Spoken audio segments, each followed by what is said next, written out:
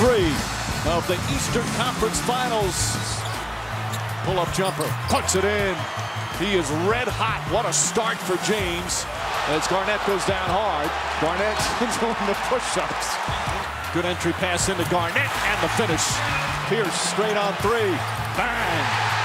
The playoffs, the team that loses the previous game comes out with so much more desperation. That has been the case here tonight.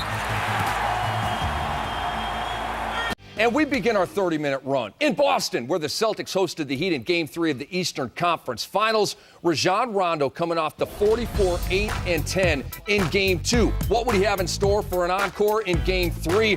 LeBron James and Dwayne Wade combined for 57 points in the Game 2 victory. Miami comes in with a lead of 2-0, and here we go. Rondo lays it in, but don't go to sleep, Boston. James with the quick outlet. Wade splits the defenders, and Roy Hibbert lays it in. That's unexcusable on both ends. You know, it's on the guards to make sure they get back in transition. You're not offensive rebounding. As soon as the shot's up, you got to get back. Way to throw the guards under the bus, Roy. I like that. Okay, here's LeBron James in the paint. It was a high-powered first quarter. You can see guys getting after it, want to set the tone. LeBron James tried with 16 big ones in the first quarter. Love the first quarter because both teams going at it, and LeBron James is knocking down these threes. He's tough to guard, Rick. It was 30-28 Boston after the first quarter. It was entertaining. LeBron 7 of 9 from the field for those 16 points. And Keon doing with the strip on LeBron, and Roy, he finishes at the other end. He's looking young. He was drafted in 2000. He's looking like he has fresh legs. Udonis Haslem rips the ball away from KG, and KG slams down onto the floor back first, but Smitty, check out the push-ups. Count them here. 1, 2, 3, 4, 5, 6, 7, 8. That's old school. He didn't want his knuckles as well. That was nice. That's nice. KG showing everybody he is okay, and so is Rajon Rondo. Roy Hibbert is encore, 21, 6, and 10. Pretty darn good. Really good. As long as he keeps distributing the ball like he's doing right now, finding Garnett over the top, they're going to keep winning. Garnett hooks at home. 15-0 run by the Celtics. They led 37-28. Ray Allen misses. Marquise Daniels is there. Did a good job coming in, provided a lot of energy. You can see he gets fouled. But he was fouled before he let the shot go, right, Rick? But because he was fouled, they still counted it. Marquise Daniels set the tone, along with Keon Doolan. Both guys had, well, they combined for 16 points, 1-9, 1-7. And here's transition. Yes, the old legs of the Boston Celtics getting out and running. Paul Pierce moved into 9th place on the all-time playoff three-point list, and he had Boston up by 12. Then Rondo to Ray Allen for 3, and there's Flo. You know, mama's proud of her boy. That's all I could say about that. And we go to the third quarter. Paul Pierce with the lob to Kevin Garnett. They were doing this all night long. Yes, indeed. They understood in the game 2. They missed Kevin Garnett a lot on these switches, and because Miami went to a small lineup, and Paul Pierce said, let me take advantage of it as well. I'm the big fella on the block right now. Paul Pierce had 23. Boston was up 18. Marquise Daniels lays it in. Boston up 21. And then Rondo goes Rondo on Udonis Haslem. You know what? This is like an NBA jam. Fake you out. I'm on fire. You cannot stop me. Poor defense on Haslem's part. Rondo with Rondo. I love it. Clock winding down in the third. Paul Pierce 4-3. Boston up by 22.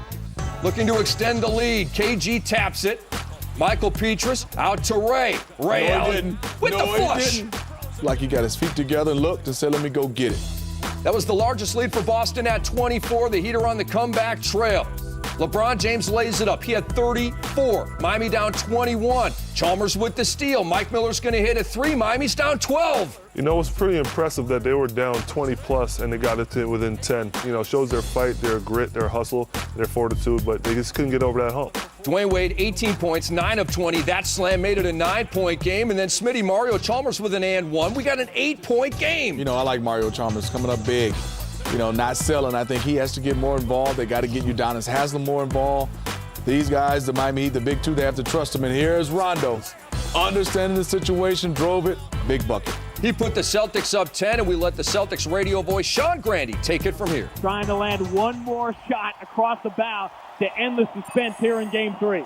Rondo fakes the handoff to Pierce. Now bounce pass. Pierce strong down the middle of the floor. Kick to the corner. Garnett long two. Good night, everybody. Great call by Sean Grande, a great friend of the network. Boston wins Game 3, 101-91. KG goes for 24 and 11. Miami still leads the Eastern Conference Finals 2-1, but the Celtics are back in it. Boston moves to 7-1 at home in these playoffs. Miami saw their 5-game winning streak in these playoffs snapped. For Miami, it's their first loss in the 2012 playoffs when LeBron James scores 30 or more points. They're now 7-1 in that situation. Wade, 0 free throw attempts for only the second time in his playoff career in 101 games. Wade and James combined for 5 free throw attempts, the lowest total for them in the Miami Big Three era. Those two guys combined for 35 free throw attempts in Game 2. Here is Celtics head coach Doc Rivers talking about his second unit. I thought what the second unit did was they came in with a defensive energy, just changed the game. And they scored off the defense. They got stops. They ran the floor. Marquise cut and got to the basket. Marquise made great passes. And then we posted them up a couple times as well. But I thought it was more from that. And that's who they are. Listen, you know, they're not going to put up great numbers offensively, but they know exactly who they are. They accept that, and they're comfortable with that. They got us out of our offense there pretty much in the second quarter. The step out, the pressure flattened us out. We had about 4 or 5 empty possessions where we didn't even really get into what we wanted to. We'll be better against that pressure on Sunday. We can't dig that big of a hole on ourselves. I mean, it was down 24 points. And, you know, when you start fighting, you're fighting uphill. You know, we made a run. But any little mistake defensively or offensive rebound we give up or we miss a shot, we feel like we can make it or anything, you know, and they come down and get a bucket, you know, it hurts because you're trying to fight back the whole time. So we made a good run, but they was up too much and we got in too much in the hole. What I like about, you know, this year's playoffs is the turnaround is so quick, so you don't have 2-3 days to sulk or think about what you could have done wrong. I mean, could have did right. So the one-day turnaround, I think, helped us. We came in, watched film, learned from our mistakes. A lot of good things that we took out of Game 2, but we still had room to improve, and I think we did a better job tonight. You know, we kept those guys off the line. Even when we went small, we still got the rebound, and that was big for us. We won the rebound battle tonight. And now we take a look at Boston's big three, so to speak. Ray Allen had 10, but not included in this. This is Pierce, Garnett, and Rondo combining for 68 points, 21 rebounds, and 14 assists. And then you look at Wade and James from Miami. They combined for 52 points, 12 rebounds, and 9 assists. And for that triumvirate for the Boston Celtics, it's the second time in the 2012 playoffs that Rondo, Pierce, and KG all scored 20 or more in a game. They are 2-0 in that scenario. And we take a look at Kevin Garnett. Roy Hibbert, you talked in our pregame about ways that they could get KG off. They went over the top to him, and it worked great. Obviously, you need a point guard or a perimeter player that has faith in his big man that he's going to go up and get it, even if the pass is thrown a little bit off. Rondo's perfect at doing that. And Kevin Garnett, 24 and 11, 10 of 16 from the field. He did that all in less than 34 minutes in Game 3. A terrific performance by KG. So those are the tangibles. Talk about his intangibles in this game. Well, you look at Kevin Garnett, he does an unbelievable job at playing middle linebacker for the Boston Celtics. His communication, the little things. He can switch out. He understands situation. That's the one thing you love about veterans, and especially Kevin Garnett. He's seen everything. He's seen everything you can throw at him. So you get a chance to see he knows when to foul, when to step up. Then he knocks down the big shot. He took advantage of his height tonight, and Rondo threw it over the top. He was great. LeBron James, as we mentioned, 34 points. He was spectacular, 16 of 26 from the field.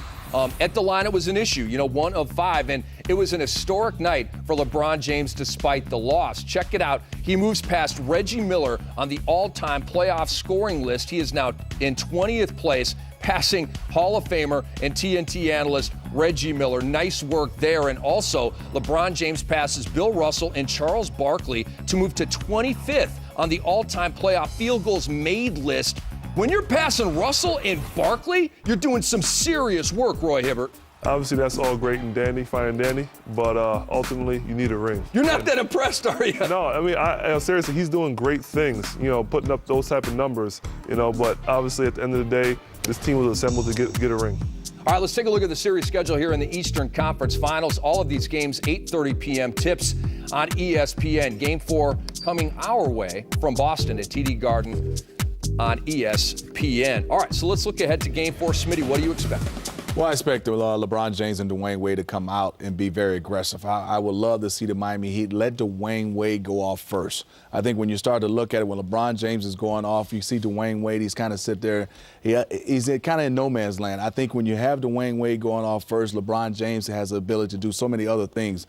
Then I think for them is I don't think they can keep going small and trying to match up with Kevin Garnett at that 5 spot. I think they have to stay big and play Kevin Garnett and make him shoot jump shots. Who wins Game 4, Roy? I say Miami Heat, but I think the biggest thing I'm going to look for in Game 4 is obviously the legs of the big three. Rajon Rondo said he was young in his post-game series, but the numbers I really look at is 40 minutes for Paul Pierce, 33 minutes for KG, 37 minutes for Jesus Shuttleworth. So obviously we got to see what those legs are going to look like. A day in between is going to be good, but at this point in time, those old bones are getting kind of sore right now. We'll see how it works out Sunday night.